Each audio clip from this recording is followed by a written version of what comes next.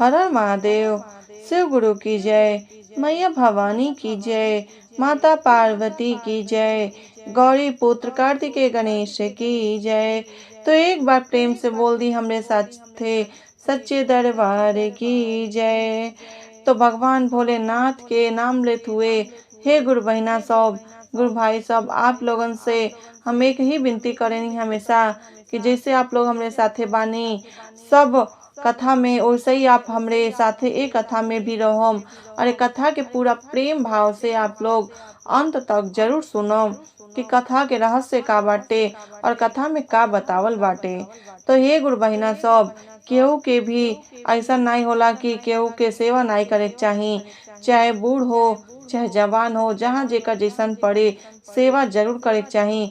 तो आज हम कथा जो लेकर आयल बानी, एक सास और तीन बहू के कथा हवे। बहुत ही मनोरंजन और बहुत ही मन भावन कथा बाटे ई, जे के आप लोग सुन के पूरा अंत तक बताई कि आप लोगन के कथा कैसन लागल है और कौने तरह से पसंद बाटे।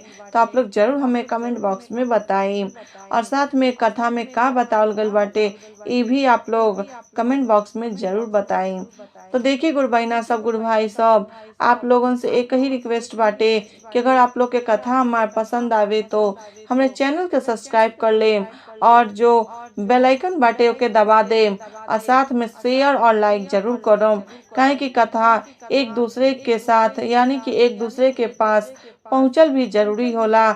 ऐसे कि कथा कभी भी आप लोग अपने पास रखम तो अज्ञान नहीं होला, ज्ञान हमेशा बाटल जाला और बटले से ही ज्ञान बढ़ेला। तो यही से आप लोग कथा के भी भेजम जरूर एक दूसरे के पास। तो आइए अब हम कथा के शुरू करतनी और कथा आप लोग के पसंद आवे तो चैनल के सब्सक्राइब जरूर कर ले अंत के बाद। तो आइए कथा के प्रेम भाव से सुनम पूरे अंत तक।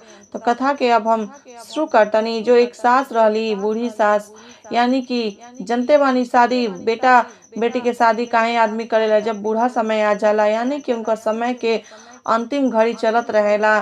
कब आदमी सोचेला कि कब हमार अंतिम घड़ी आ जाए, के जाना था, उससे अच्छा लावा अपने बेटा बेटी के बियाह हम कह दी। वही तरह से जो बूढ़ी महतारी रहली, उनका पति नहीं रहने, यानी कि कुछ जैसे लड़के भई तीनों लड़के और कुछ लड़कन के बाद से उनका जो पति रहने अच्छा खासा कमात रहने, घर परिवार अच्छा से चलावत रहने।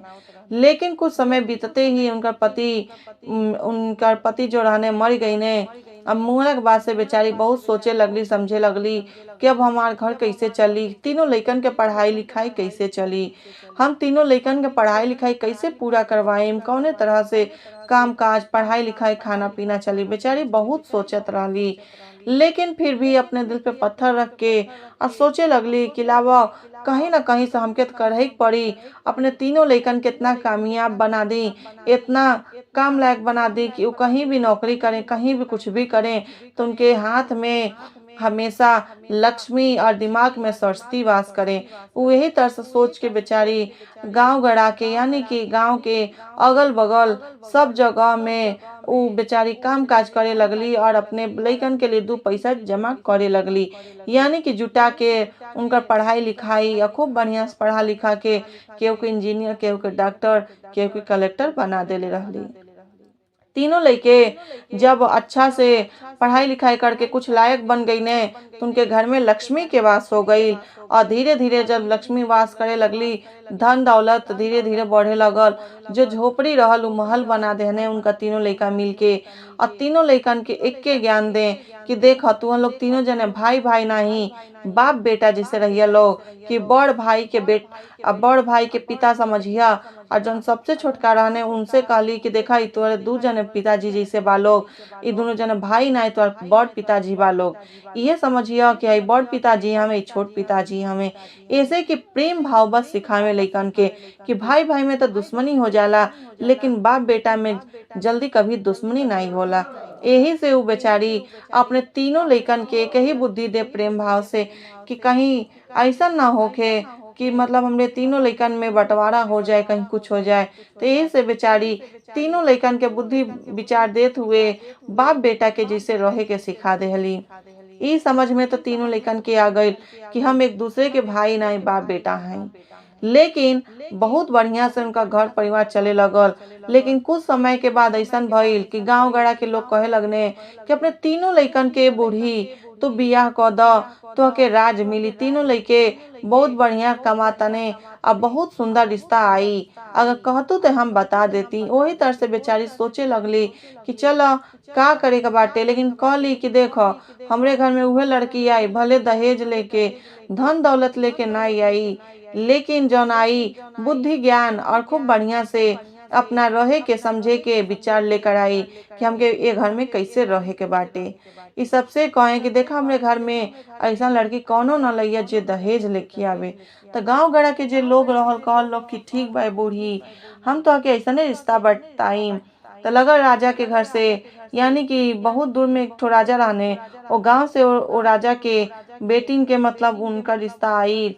तो इस कहली कि देखी हमरे घर में दान दहेज के जरूरत नहीं खे, आप अपने बेटी का कितना बुद्धि ज्ञान देले बानी और कैसे रहे के सिखौले बानी, बस इतने चाहिए। तो राजा साहब बताओ ने, लेकिन एको दहेज नहीं ले ली, एको पैसा जौन कहल जाला जब नहीं लेहली। यही तरह से बड़की जने के यानी कि बड़ बेटा के बियाह कर देली बिना दहेज के। फिर उ जो बड़ पतोही अली, लेकिन बे कहल जाला कि समय बीतले पे का जानो के का करी। वैसे ही बेचारी समझे लगली कि देखा ना बड़की पतोहिया अब हमार सेवा चाहे काम काज नहीं करेले, कैसो खाना बना के ठेल देवेले और हमके खनो नहीं पूछेले। बेचारी अपने हाथे उठा खाना बनावे और कबो कबो ऐसा रहे कि अपने हाथवे उनके खाए पड़ जा। लेकिन अपने पतोहे से एको बार न कहे जा कि तू काहे खाना नहीं बनावेलू, अच्छा खाना काहे नहीं देवेलू। तो उनका बड़ पतोही जो रहली वो कबो कहबो नहीं करे कि हे माँ, हे सासू माँ आई आप खाली बैठ के, कभी नहीं कहे। फिर कुछ समय बीत गईल तो कहत का बारी बड़की पतो कि हमसे काम काज नहीं होई, खाना नहीं बना पाए, ऐसन बाटी बाटे कि तू अपन मझिला बेटा के बियाह कर।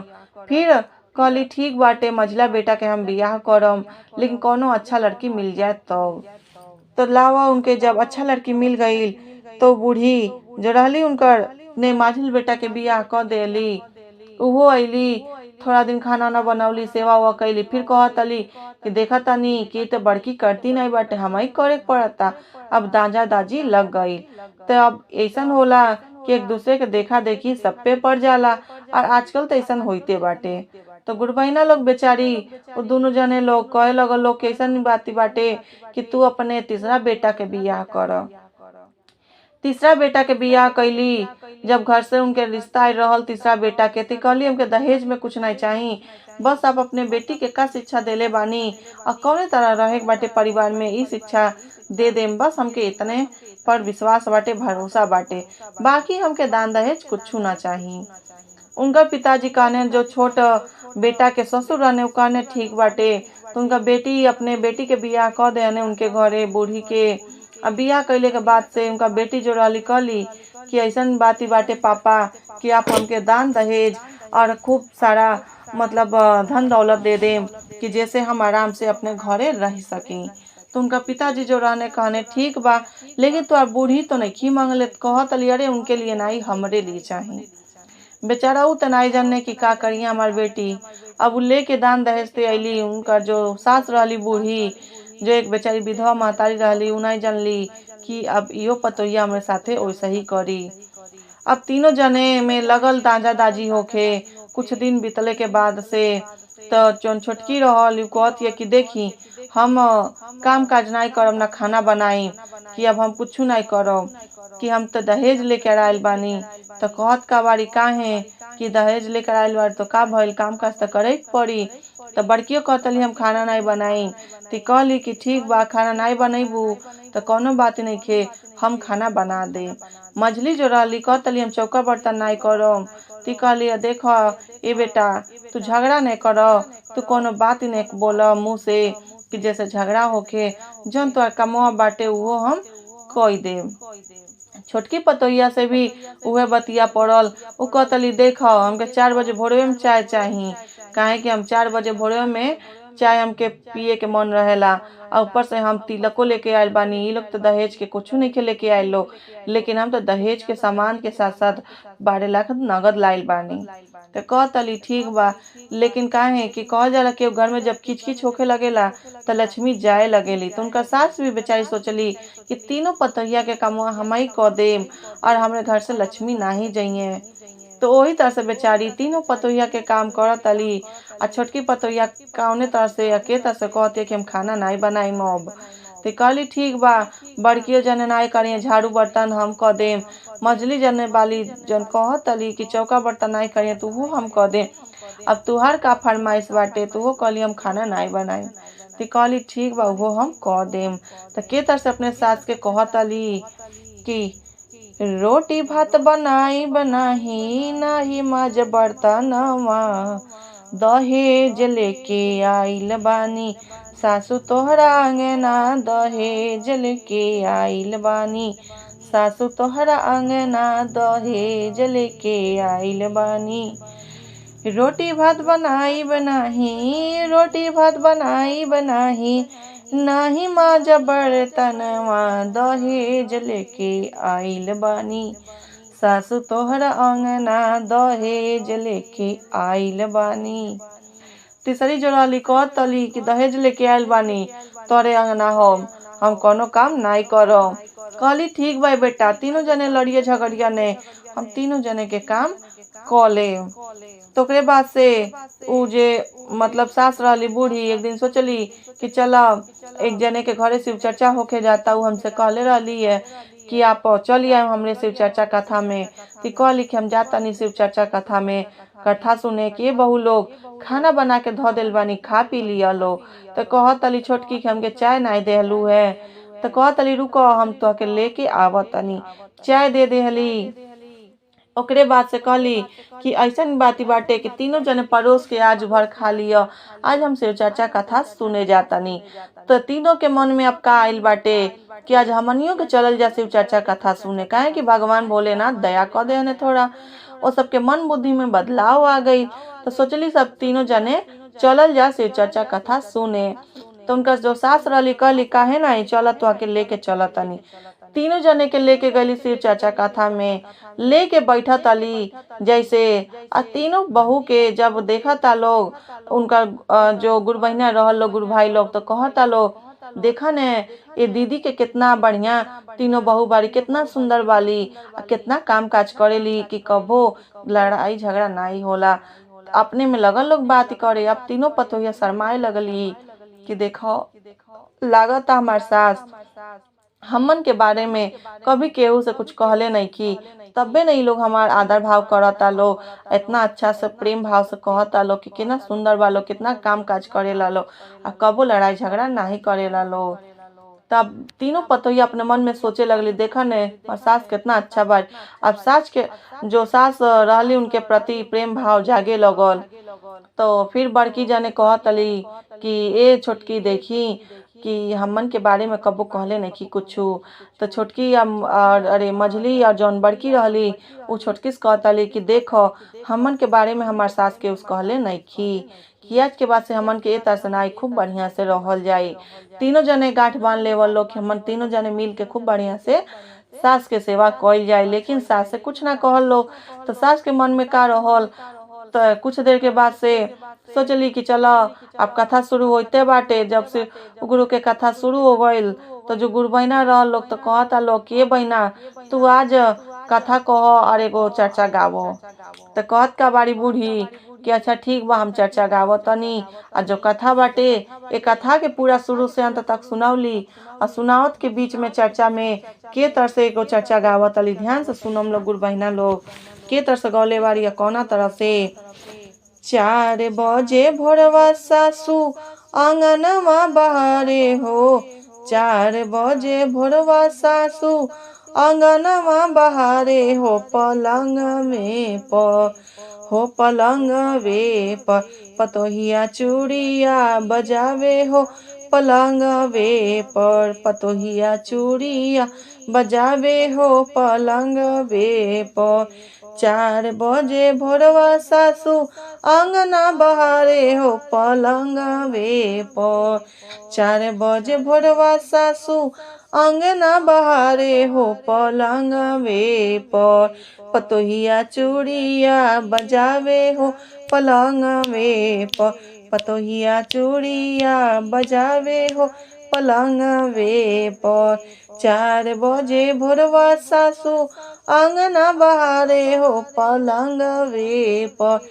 पलंगवे पर पतोहिया चूड़िया बजावे हो पलंगवे पर। तो बड़की जाने सोचतली कि लागता हमार पोली ते खोल देले बाड़ी, अब तो हमार सगरो बात कह दिए। लेकिन उते गावत रहली शिव चर्चा, उ काहे कोनो बात कहे, लेकिन अपने चर्चा के ही भाव में जे जैसन कैले रहेला समझ जाला कि हम का कैले बानी।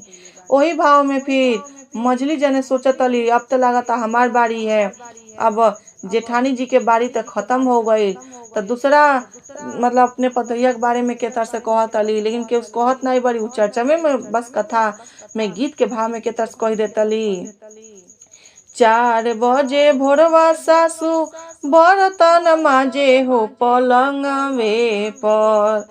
4 बजे भोरवा सासू बर्तन माजे हो पलंगवे पर। पतोहिया पायल बजावे हो पलंगवे पर। पतोहिया पायल बजावे हो पलंगवे पर। 4 बजे भोरवा सासू बर्तन माजे हो पलंगवे पर। पतोहिया पायल बजावे हो पलंगवे पर। पतोहिया पायल बजावे हो पलंगवे पर। 4 बजे भोरवा सासू बर्तन माजे हो पलंगवे पर। पतोहिया पायल बजावे हो पलंगवे पर। ओकरे बाद से के तसो चर्चा कथा में जो गीत बाटे के तसे फिर आगे गावतली। बड़की पतोहिया मुँह चमकावे मझली मारे हो पीन हो राम मझली मारे हो पीन। उनके दुख के बात याद आ गइल बा कि तीनों पतोहिया हमार जब सेवा नहीं, शुरुआत में इन लोग तो कितना सेवा कर लोग और बाद में के तरह से करता लोग, तब बेचारी वही में गावे लगली के तरह से। बड़की पतोहिया मुँह चमकावे मझली मारे हो तीन हो रामा मझली मारे हो पीन। छोटकी कहे गंगा मैया से, छोटकी कहे गंगा मैया से, बुढ़िया मुई जौना दिन तो के पीड़ा चढ़ाई, तो के पीठा चढ़ाई में 3 रात में आवत नइखे नींद। कैसे कटी हमार दिन, कैसे कटी हमार दिन। बड़की पतोहिया मुँह चमकावे मझली मारे पीन। बड़की पतोहिया मुँह चमकावे मझली मारे रे पीन हो रामा। छोटकी कहे गंगा मैया से, छोटकी कहे गंगा मैया से, बुढ़िया मुई जौना दी तोहके पीठा चढ़ाई में 3 रात में आवत नइखे नींद। कैसे कटी हमार दिन, रात में आवत नइखे नींद। बेचारी यही तरह से कोई के चर्चा कथा में अब तीसरी जो पतोहिया रहली सोचतली अब तो लागता हमार बाड़ी है, अब हमरे बारे में हमार सासू कह दिए, सबके बता ही दिए, अब हमन के तो इज्जत गईल। तो तीसरी जो रहली उनके बारे में के तरह से कहतली। 4 बजे भोरवा सासू खानवा बनावे हो पलंगवे पर, हो पलंगवे पर। पतोहिया चाहवा मंगावे हो पलंगवे पर। पतोहिया चाहवा मंगावे हो पलंगवे पर। 4 बजे भोरवा सासू खानवा बनावे हो पलंगवे पर, हो पलंगवे पर। पतोहिया मुहवा चमकावे हो पलंगवे पर। पतोहिया चाहवा मंगावे हो पलंगवे पर। जो छोटकी पतोहिया रहली कोई खाना नहीं बनाए तो बेचारी खाना बनावे, उनके लिए 4 बजे भोरवे में चाय लेके जा। जब तीनों बेटा रहल लोग, ओ लोग में तो लड़ाई शुरू हो गई रहल। तीनों भाई भाई खूब लड़े लोग, लेकिन अब एक महतारी के कैसे देख जाई कि लक्ष्मी इतना मुश्किल से अली और लक्ष्मी के तीनों जने भगावल चाहता लोग। तो तीनों जने के कमवा बेचारी बूढ़ी कोई के आ काम काज आगे अपन करें कि कहें देख केहू जान न पावे कि ये घर में सास करेली कि पतोही करेली। लेकिन आज तक बेचारी केहू से अपने पतोहन के बारे में कुछ ना कहले रहली। उ वहां से तीनों पतोही उठली, चाचा में से घरे अली और अपने सास के अवले से पहले सब तैयारी कर लेवल लोग कि हमार सास आई है तो हम हई काम करम, ए दीदी तू हई काम करिया, ए छोटकी तू हई काम कर। तीनों जने अपन लोग काम बांट लेवल लोग। और ओही दिन से सोचे लगल लोग कि जब हमार सास केहू के बारे में कुछ कहले नहीं की तो हमन के कैसे इनके छोड़ सकेनी। खूब बढ़िया से अपने सास के आदर सत्कार के साथ के चाय लावे के कुछ लावे। तो दिन सास कहतली आज तो लागत हमार तीनों पतोहिया हमके मुहावल चाहतली सन। मन में उनका लागे लगल, लेकिन कुछ कहली ना। तो बड़की कहतली कि हे सासू माँ, आप हमरे बारे में केहू से कुछ कहले नहीं की, ते आज के बाद से हम के जो भी गलती भइल बा हमसे के क्षमा करम और आज के जौन भी काम बाटे हम आपन करम। आ मझिली जन रहली वो कहतली कि हे माँ, आप हमरे बारे में केहू से कुछ कहले नहीं की, तो जौन हमार काम बा हमरे हिस्सा के हम करम और अब हम तीनों जने मिल के रहल जाई। तो छोटकी अपन माफी मांगली और कहतली कि हे सासू माँ, हमके जो चाहवा लेके आयल बानी, देखिए हम आपके लिए चाय लेकर आयल बानी। आज के बाद से हम कबू आपसे चाय नहीं मांगम और हमसे जौन भूल चूक भइल बा माफ कर दी। हम तीनों जने अपन हाथ जोड़ के आपस से माफी मांगत तनी। तीनों जो पतोही रहल लोग माफी मांगे लगल लोग। तीनों जन बेटा रहल लोग, उ लोग देखल लोग कि लागत हमरा मेहरुए में गलती बाटे, महतारी में नाही। तो खुद से खुद समझ गए लोग देख के। तो फिर के तर से कहतली उ तीनों पतोही मिलके अपने सास से, तोहरे चरण में सासू बाटे चारो धमवा हो, तोहरे चरण में सासू बाटे चारो धमवा हो, हम करबो ओही धमवा के घर के सब रहल जौना कमवा, हम करबो घर के सब रहल जौन कमवा हम करबो। रौरे चरण में सासू बाटे चारो धाम हो, हम करबो घर के रहल सब कमवा हो, हम करबो। तोहरे चरण में सासू बाटे चारो रे धमवा, हम करबो घर के सब रहल जौन कमवा हो, हम करबो। तीनों पतोही एक तरफ से कह के अपन काम बांट लेवल लोग और कुशल मंगल से एक दूसरे के साथे रहल लोग। तो उनका जो बूढ़ी रहली वो देख के बहुत खुश भइली और कुछ समय बीता थी बूढ़ी भी मर गईली। खूब तीनों जो सास पतोही रहल लोग, माँ बेटा जो रहल लोग, जो मतलब ई पति पत्नी रहल लोग, मर्द मेहरारू खूब रोए लगल लोग कि हमार बूढ़ी हमके छोड़ के चली गईली। बेटा जो रहने उ लोग कहे हमार माई हमके छोड़ के चली गईली। लेकिन कहल जाला कब तक महतारी बाप, कभी न कभी सबकर दिन के जो ठिकाना बाटे एक न एक दिन लगही के बाटे। ये माटी के जो बाटे मिट्टी में मिलही के बाटे। ओही तरह से भगवान ओ बूढ़ी के मिला देने। ओकर बाद से खूब कुशल मंगल से तीनों जने रहे लगल लोग।